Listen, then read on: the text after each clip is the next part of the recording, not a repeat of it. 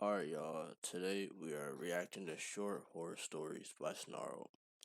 Now, the first one is named like the G Rock. I don't know. I don't know. I didn't make the name. I'm just reacting. Alright.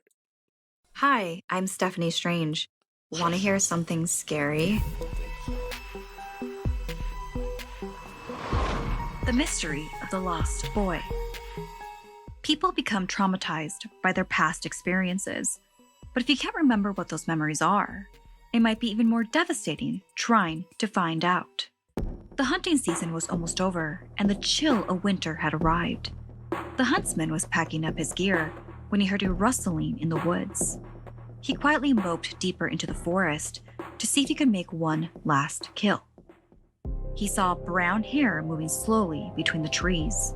No doubt, a lone deer snacking on its last meal.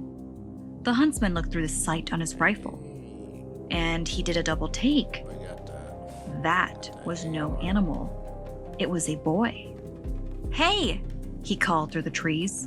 "What are you doing out here?" The boy took off further into the woods. The hunter ran after him. What was a child doing out here in the cold? He sped around the bend and grabbed the boy by the collar. The boy yelped. Now that they were face to face, he saw that the boy's eyes were filled with terror. His eyes welled up with tears, which turned to ice the moment they hit his cheeks. Gasping, the hunter realized exactly who the boy was. He had seen that face plastered all over the local newspapers and was posted in every ranger station.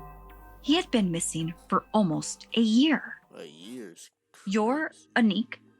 the huntsman questioned. The boy looked blank. I don't know," he whispered. Hours later, the pair arrived back in the nearest town. Anik's family were overjoyed to have their son back. What a wonderful holiday gift. But the authorities needed to know more. After questioning Anik, they realized they were getting nowhere. They asked all the right questions. Did you run off? Were you taken? How did you survive the past year in the Arctic? But the boy shook his head, remembering nothing. Everyone was frustrated. They even accused the boy of lying. That's when the hunter stepped in again to defend the boy. "Everyone stop. His memory is gone. That's what happens when you're abducted by the Ijirak." The officer scoffed. "It's just an Inuit urban legend. They're not real." "Like hell they're not," the hunter said. He grabbed a pencil and paper and began to draw. It was a gruesome sketch of a creature whose eyes and mouth were sideways. When he held it up, the boy recalled and started to wail. There was no doubt he had seen the beast. Too. As the hunter quickly packed his gear, he explained the Ijirak had been dwelling there in the Arctic from when there were still many rainforests. The home of the Ijirak is said to be cursed, and one will lose their way no matter how skilled or familiar they are with the land. It awaits anyone who passes by the woods, then launches in an attack. It targets children and kills them. The ones who are spared are cast back out into the wilderness, aimless and lost. Their memories are wiped clean. The officer pressed him. How could he possibly know all of that? The huntsman pulled down the collar of his shirt and revealed a deep scar across his body. He was once a boy that the Ijirak tried to kill. Possibly the only one who got away with his memories still intact. Walking through the snow later that day, delirious from lack of sleep, the huntsman called for the creature. "I know you're out here. Show yourself!"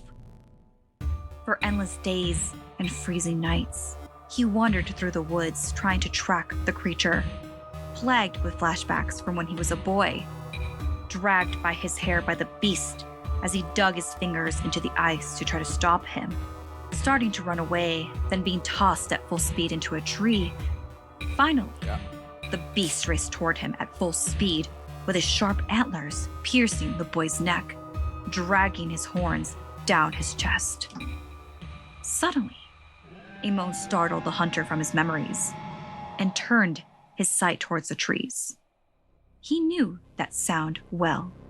He trained the weapon on the direction of the noise, and based on its cry, he knew he wounded it. As he crept closer, he saw the unmistakable red eyes looking at him from the ground, the ones that haunted his memory for all those years. He was about to land the fatal blow, but he stopped. His entire existence had been to hunt the enemy. If he killed the beast now, what would be the purpose of his life? You mean to tell me you gonna let this monster keep killing these kids because you want purpose for your life? Alright. Knowing the beast had a scare like his own, he walked confidently out of the woods. He was certain to return the following year, and the year after that. He realized he wasn't there for the kill, but for the thrill of the hunt. Man, you wanna know what I would've...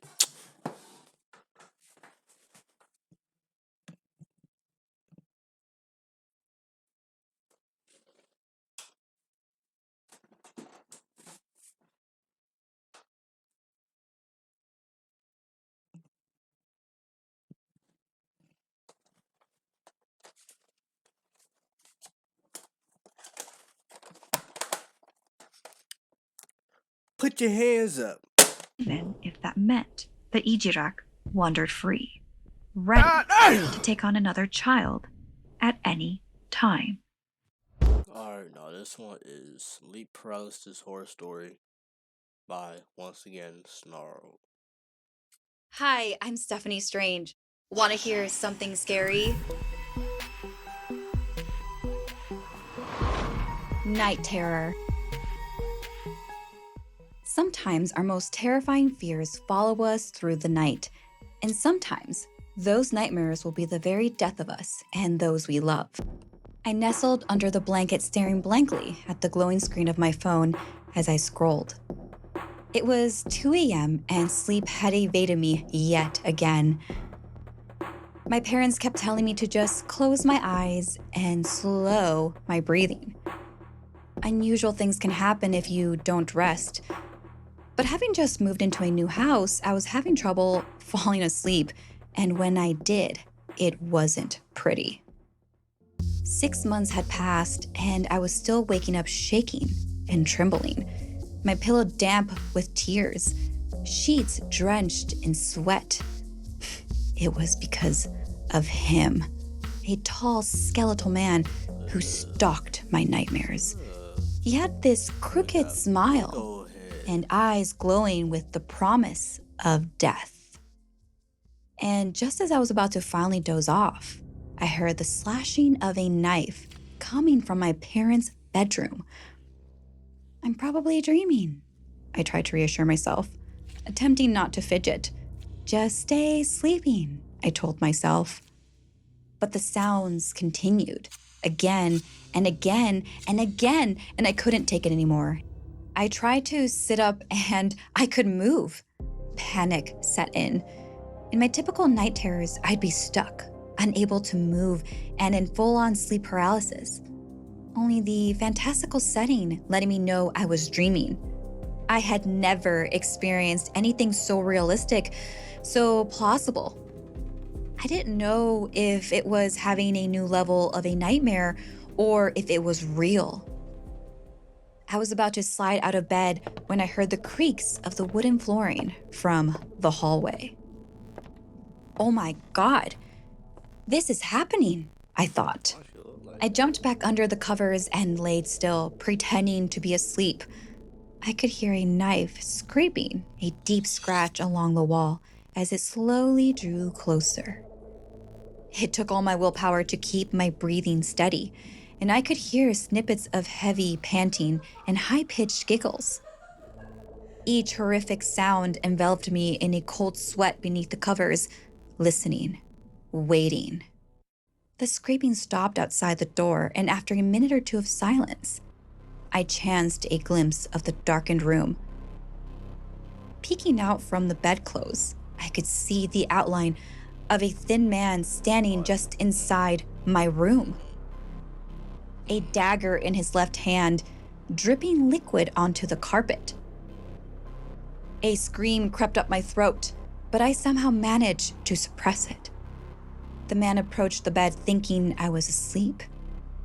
I could barely see, but I heard the whoosh of a fast-moving dagger whip across the air, and despite my fear, instinct took over. I grabbed a pillow, holding it above my head, and the blade went straight through the middle. I cried as it pierced my palm. As he ripped the dagger out, we both screamed. It sounded as though my cry was coming from his mouth. White-hot pain surged and pulsed through the ragged hole in my hand. I clutched my bloody wrist as he stood there, grinning. His eyes glowed like a cat's in the darkness. It wasn't until he lifted the dagger above his head once more that I jumped out and barely missed it. I reached for the lamp by my bedside table and swung. So, is she stuck or no? Is she in a sleep paralysis? Or is Jack the skeleton coming to come kill her? I don't. As hard as I could. Somehow, it connected with his head. He yelped in surprise and pain, and I scrambled out, slamming the door behind me. I could hear footsteps behind me as I ran downstairs and into the kitchen. In the cast of moonlight, I caught sight of the man. It was him, the skeletal monster from my nightmares. Was this a nightmare? Would I wake up, or did I somehow will him into existence? His feet. Oh my God, bro. Oh, hell no, man. What the fuck, man? Get your ass on, boy. You get your goddamn ugly ass on. Features twist with fury and madness. Lips stretched in a terrifying grin. I fell back onto the granite chest, heaving. The inhumane noises filled my ears, drilling into my skull. I rammed my hands against my head, trying to keep the sounds out, and then I snapped out of it. Opened my eyes, and he was gone. I couldn't bear the thought of seeing the carnage left in my parents' room, so I ran out of the house. The cool night wind met my wet cheeks, and I stood bleeding into the street, crying for help, crying to wake up, praying this was just a terrible dream. But it wasn't. My parents are dead, and I'm still in the hospital. Not from my wounded hand, which healed months ago, but because they say it was me, that I'm the one who killed them in my sleep. I look at myself in the mirror, and I know I couldn't have done it. I know that it was him, and I know that he will never leave me, and that he'll be back. Alright, now it didn't really take me that long to find this one, but it looks a lot scarier. It's called As My Roommate Possessed by Snarled Again. Hi, I'm Stephanie Strange. Want to hear something scary? I think so. Is my roommate possessed? Having a special bond with your roommate or friend can make you feel like you are living with a sister or someone who's always had your back, which makes it even more devastating when you find out that the trusted person is not who you thought they were. My roommate Ren and I sat on the couch like zombies.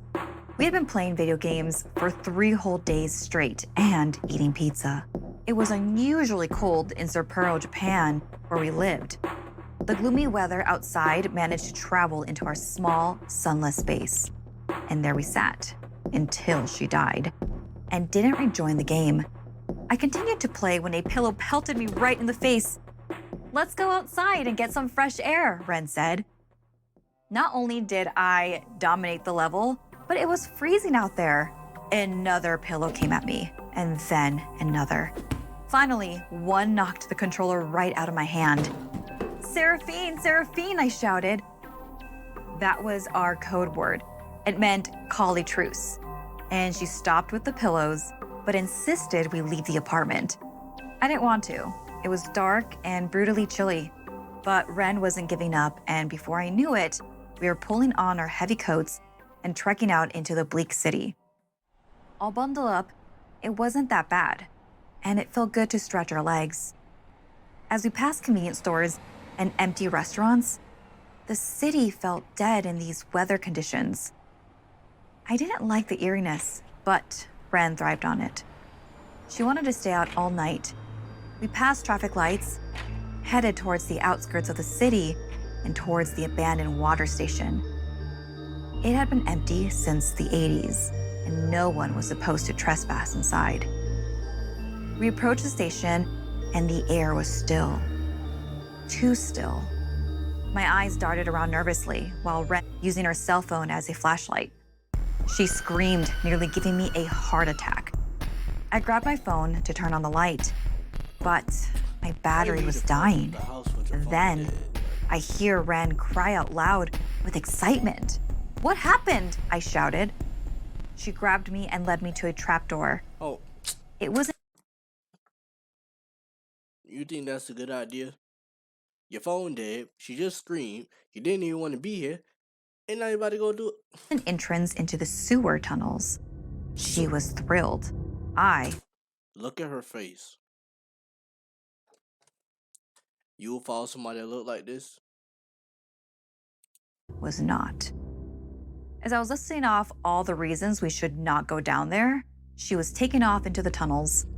I was barely able Look, to her follow the phone light not from her dead. phone. Droplets of water hit my head, giving me a chill. I had to keep dodging the rats running over my feet. Ren stopped dead when her light illuminated what looked like a woman's face in front of us. Ugh. I almost bumped Oh, into that's her. nasty. "You do see that?" I whispered. Ren shook her head. Ugh. She must have seen her.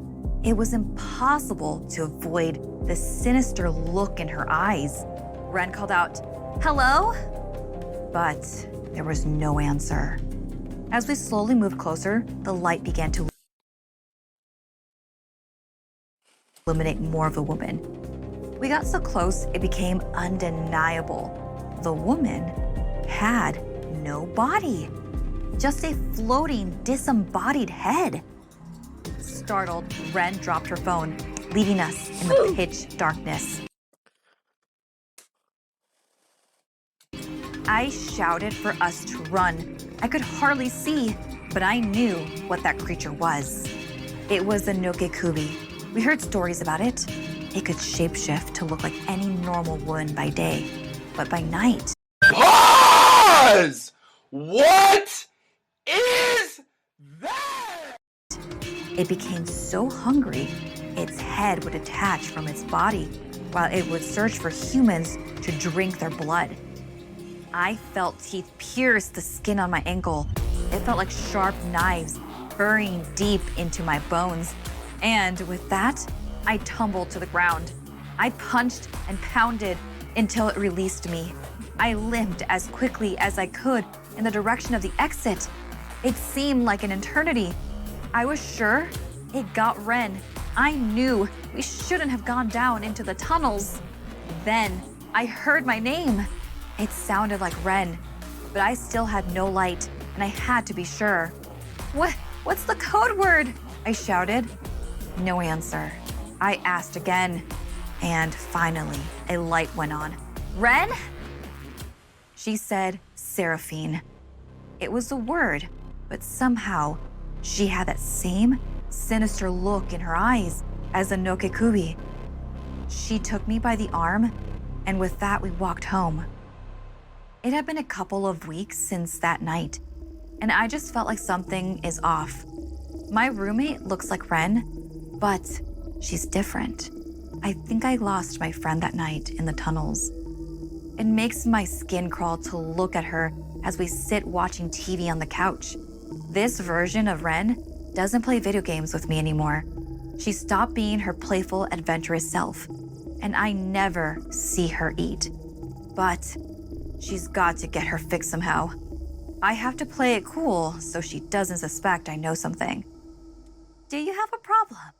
She asked this one time she caught me staring. I shrugged and said no, but she did have a taste. It's only a matter of time before she digs into the rest of me. I tried to find another one, but none of them really looked that scary. So I think I reacted to like 3 or 4. Either way, the video is probably gonna be pretty long. Well, not that long, maybe like 20 to 25 minutes. But if y'all did like the video, make sure to like, comment, subscribe, share it. You think it was funny? Laugh. Tell people you laughed at it. I don't know. I don't know. Anyways, I think the next video is gonna be probably the next part of the bully. I think that's like part 4. I think. And if it's not bully, it'll probably be something else. But part 3 or 4 or whatever, a bully, definitely gonna be coming out. I'm not gonna abandon the game. I promise. Alright, I'll see y'all next time.